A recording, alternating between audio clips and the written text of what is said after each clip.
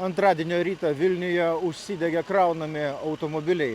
Visiškai sudegė 2 Volkswagenai, apdegė šalia stovintį Tesla. Matote vaizdus iš Vilniaus, iš Pilaitės. Ankstų rytą čia kilo gaisras ir panašu, kad užsidegė štai toks kaip šis automobilis Volkswagen. Jų buvo 2 tokios markės elektromobilių pakrovimo stotelėje. Pirminiais duomenimis visiškai sudegė 2 automobiliai Volkswagen ir nukentėjo šalia stovintį Tesla. Apie 5:30 buvo gautas pranešimas apie degančius automobilius.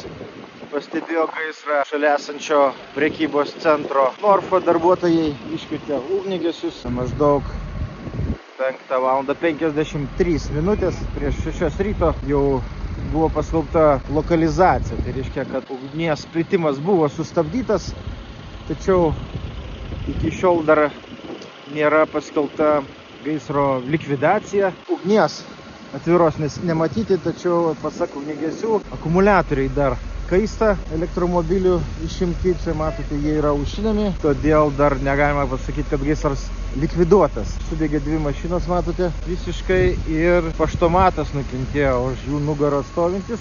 Degė šitie 3 automobiliai elektro šalia prekybos centro ir pakrovimo stotelė. Ir realiai jie 2 yra stipriai sudegę ir vienas yra apdegęs, apdegė ir paštomatas šalia buvo. Šiuo metu reiškia užšinama akumuliatorių baterija.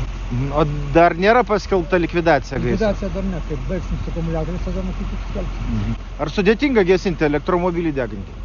Na, problema su pačiu akumuliatoriu, jisai toksai, na, tai nėra taip paprastai užgesinamas, pakilus vandeniu, tai tam reikia laiko. Girdėjote ugniagesių operacijų vadovo Vytauto Nenartavičiaus komentarą apie iškvietimą ir situaciją iš karto po to, kai atvyko priešgaisrinės gelbėjimo pajėgos.